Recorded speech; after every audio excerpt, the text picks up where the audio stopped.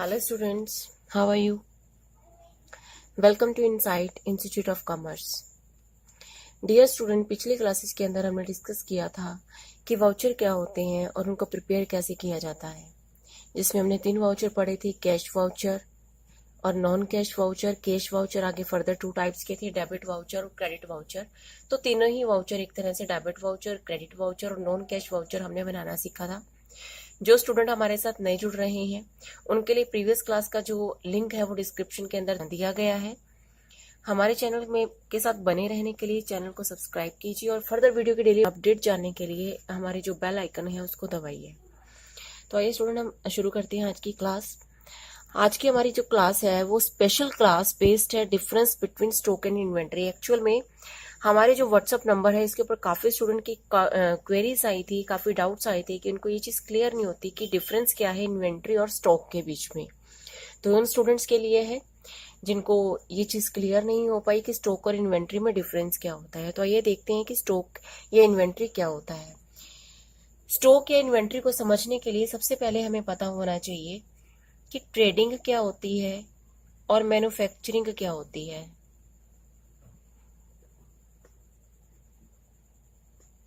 Trading क्या होती है और मैन्युफैक्चरिंग क्या होती है।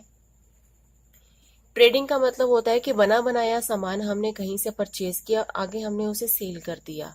हमने उसमें कुछ चेंजेस नहीं किए, कुछ भी एक्स्ट्रा उस प्रोडक्ट के अंदर हमने ऐड ऑन नहीं किया। हम एग्जांपल ले सकते हैं कि हमारे आसपास जितने भी बुक सेलर होते हैं वो उन बुक्स को मैन्युफैक्चर नहीं करते, बुक को पब्लिश नहीं करते। वो जस्ट क्या करते हैं, पर्टिकुलर पब्लिकेशन की जो बुक्स होती हैं जिनकी उन्हें रिक्वायरमेंट होती है वो बुक्स को परचेज करते हैं, आगे फर्दर उनको सेल कर सकते हैं, है ना। तो ट्रेडिंग के अंदर हमने एग्जांपल ले लिया बुक्स का।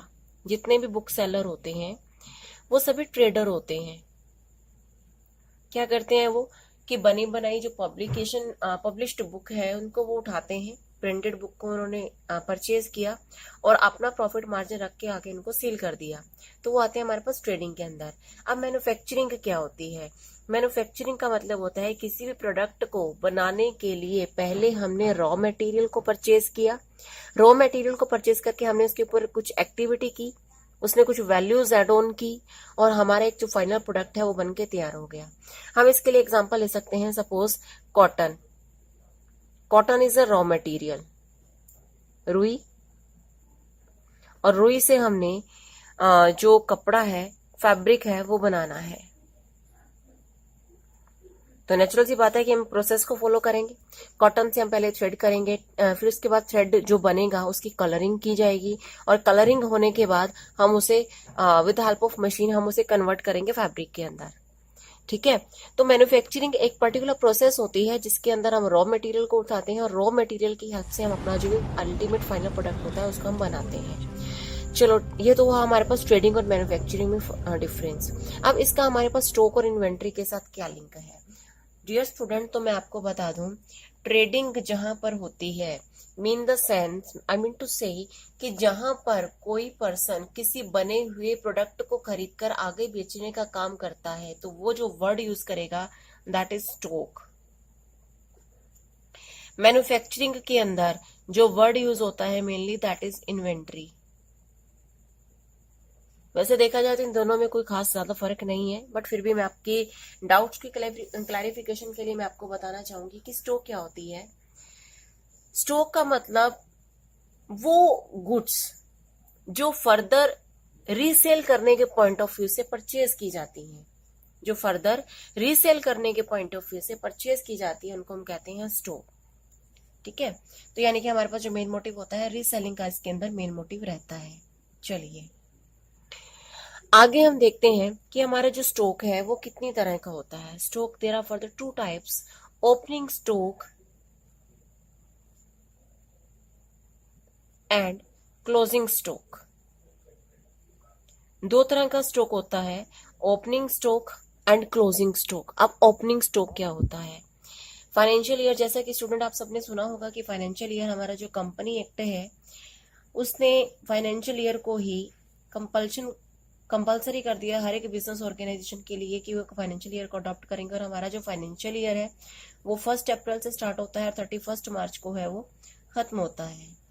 तो अगर मैं बात करती हूँ 1 अप्रैल की, तो 1 अप्रैल के अंदर यहाँ पर मैंने एग्जांपल ले लिया 1 अप्रैल 2006, 31 मार्च 2007। देन हमारा जो नेक्स्ट फाइनेंशियल ईयर है वो स्टार्ट होगा 1 अप्रैल 2007 टू 31 मार्च 2008। एक ट्रेडर है, बुक सेलर का एग्जांपल ले लेते हैं। एक बुक सेलर है, वो अकाउंट्स की बहुत ज्यादा बल्क के अंदर जो गुड्स हैं वो जो बुक्स हैं वो परचेज करता है और आगे उन्हें रीसेल का काम करता है।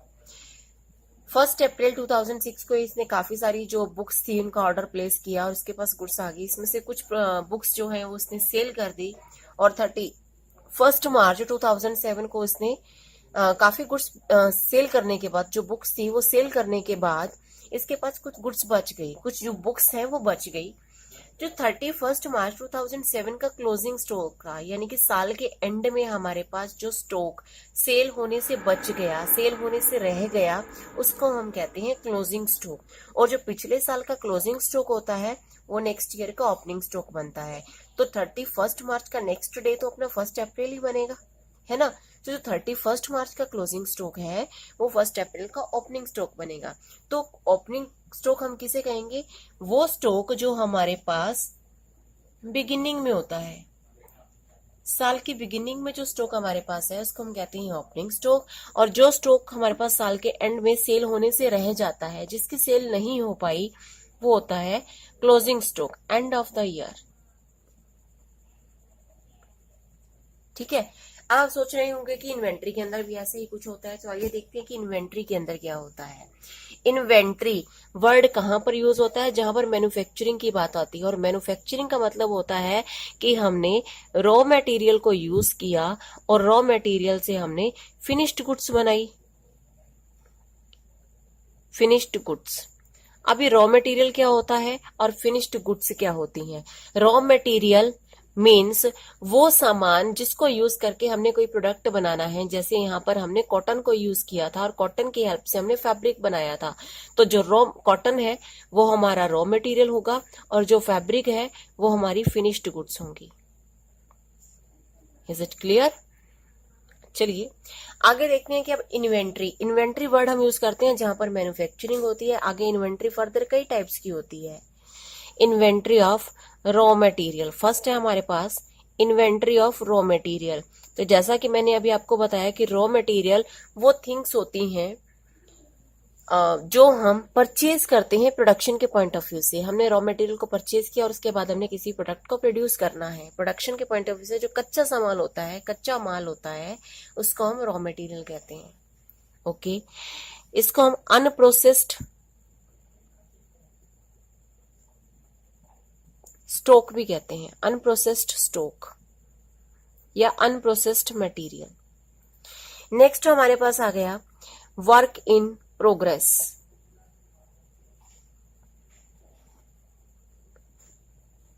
आपने कई बार देखा होगा जब भी कोई नया रोड बन रहा होता है तो उसके पहले एक बोर्ड लगा होता है वर्क इन प्रोसेस, है ना, वर्क इन प्रोग्रेस।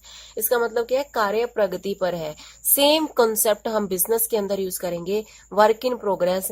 मैंने यहाँ पर एग्जांपल लिया था कि कॉटन से मुझे फैब्रिक बनाना है, तो कॉटन से पहले हम उसे थ्रेड बनाएंगे, थ्रेड में कन्वर्ट करेंगे, है ना।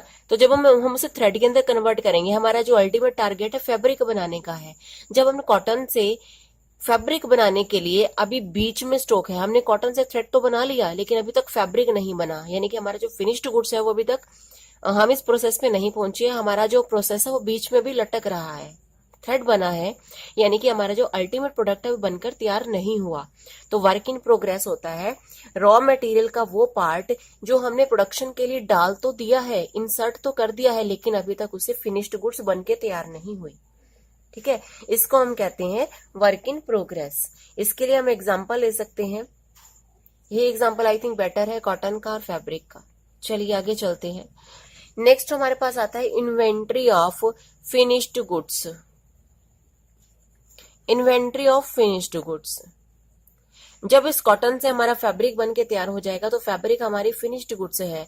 यानी कि ऐसी कितनी आइटम है हमारी बिजनेस ऑर्गेनाइजेशन के अंदर जहां पर जो फिनिश्ड गुड्स में कन्वर्ट हो चुकी हैं। ठीक है। तो फिनिश्ड गुड्स ऐसी गुड्स होती हैं जो सेल करने के लिए अवेलेबल हैं, सेल होने के लिए रेडी हैं। Okay, now what is the basic difference between stock and inventory. मेरे हिसाब से 90% तो आप लोगों को क्लियर हो गया होगा, लेकिन मैं आपको कॉन्सेप्ट के लिए एक चीज और बता दूं कि यहाँ पर जो फिनिश्ड गुड्स वाला कॉन्सेप्ट हमने यूज किया है, फिनिश्ड गुड्स और स्टॉक में कोई फर्क नहीं होता, these are the same things. Because जो फिनिश्ड गुड्स होता है इसी को हम सेल करते हैं, और स्टॉक भी क्या चीज होती है, फिनिश्ड गुड्स को हमने परचेज किया और आगे हमने इसको सेल कर दिया। ठीक है, तो स्टॉक और फिनिश्ड गुड्स सेम ही थिंग होती है। तो अब मैं इन ब्रीफ अगर मैं यूं कहूं कि ये हमारा स्टॉक है, ये हमारा स्टॉक है और ये हमारी इन्वेंट्री है, तो इसमें कुछ भी गलत नहीं होगा। बिकॉज जो इन्वेंट्री है इसका स्कोप स्टॉक से वाइडर होता है। बिकॉज स्टॉक के अंदर सिर्फ फिनिश्ड गुड्स कवर होती हैं, जबकि इन्वेंट्री के अंदर रॉ मटेरियल भी कवर हो जाता है और वर्क इन प्रोग्रेस भी कवर हो जाता है। सो स्टूडेंट्स, मेरे हिसाब से आप लोगों के डाउट्स क्लियर हो गए होंगे इस क्लास को देखने के बाद। अगर फिर भी आपका कोई डाउट है तो आप व्हाट्सएप के ऊपर मैसेज कर सकते हैं कि मैम हमारे ये डाउट्स हैं। तो फर्दर क्लासेस के लिए हम मूव करते हैं। हमारा जो नेक्स्ट टॉपिक रहेगा वो रहेगा जर्नल, कि हमें जर्नल कैसे प्रिपेयर करनी है। इसका practical portion we will start in the next class. Bye bye, take care.